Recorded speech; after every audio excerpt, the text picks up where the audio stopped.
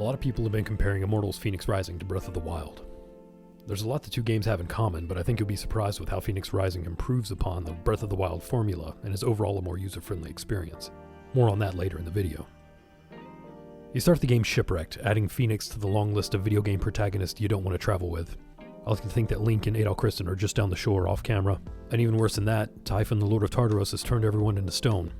There's only one dude bad enough to beat Typhon and bring everyone back to life. Only one person that has the wisdom, power, and courage to put an end to Typhon and free everyone from their curse. Your brother. But your brother's totally a statue at the moment, so Fenyx is all we've got. And off you go on your adventure. You come to find out that Typhon also attacked the Hall of the Gods and stole the essences of Persephone, Ares, Athena, and Hephaestus.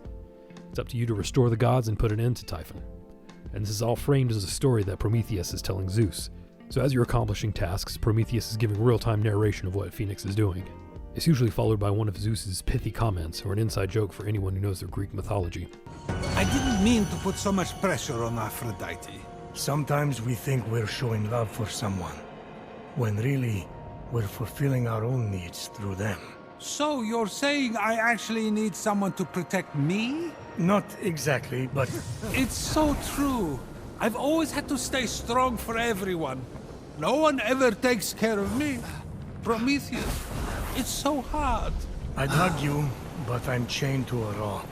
At first I was afraid this would get old, but the voice acting and writing are of such high quality that I would actually stop what I was doing to make sure that I heard their back and forth. It was consistently funny the whole time.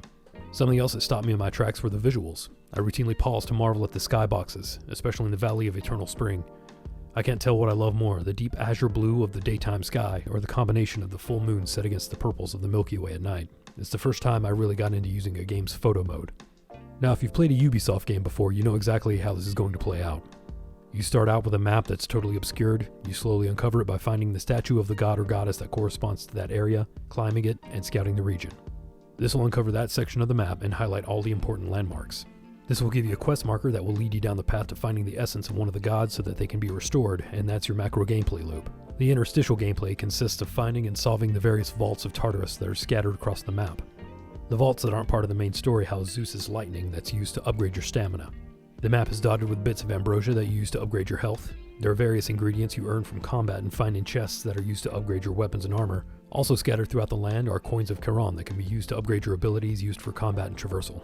Speaking of combat abilities, there are a great many to choose from. They're all useful and they're all a blast to use. You have your standard light and heavy attacks. Light attacks damage an enemy's health bar. Heavy attacks also reduce HP, but more importantly, they build up an enemy's stun meter. When that bar fills, the enemy is knocked out for a time, leaving them open to attack without you having to worry about a counterattack. This tactic is especially useful for the tank enemies. Knock them out with heavy attacks, wail on them with light attacks, rinse and repeat. On the defensive side, Fenyx can dodge and guard, but time it correctly and he can perfect dodge, which will slow down time, allowing you to get in some extra hits, and perfect parry, allowing you to land a counter blow for some extra damage. Enemy encounters are fast and fluid. They have the perfect amount of wind up and easily discernible tells that help you determine whether to block or dodge. The combat is just awesome. In the open world, you can run past almost every fight, but why would you want to? It feels great to jump into a group of monsters, systematically take them apart, and send them flying. Which brings us to the elephant in the room. How does this game compare to Breath of the Wild? Quite favorably. Being released after Breath of the Wild, Fenyx Rising has the advantage of looking at everything Zelda did right, incorporating that into its own design, and improving upon the myriad things Breath of the Wild did that were such a bummer. I'm not trying to bag on Breath of the Wild, I think it's a good game, but it wasn't made for me, or any other dad with a full-time job. The core mechanics asked for an investment of time that was too much, which resulted in me not enjoying the gameplay loop.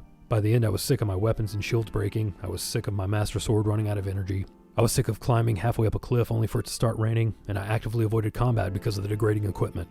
The only thing you got out of a fight was a reduction in resources. I get what Nintendo was doing.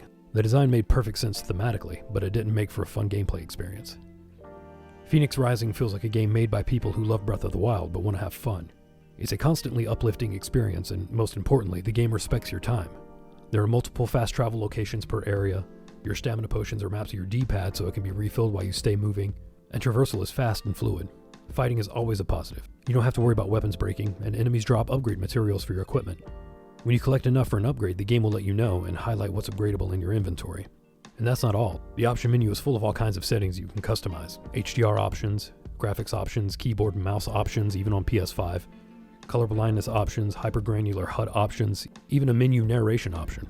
I was playing Cyber Shadow right before this, so maybe my opinion was colored by starting a game that wasn't actively trying to break my spirit, but I was immediately charmed by Immortals Fenyx Rising. This game is delightful. It's witty, it's funny, it's beautiful, it's an absolute must-play. Do yourself a favor and pick up a copy today.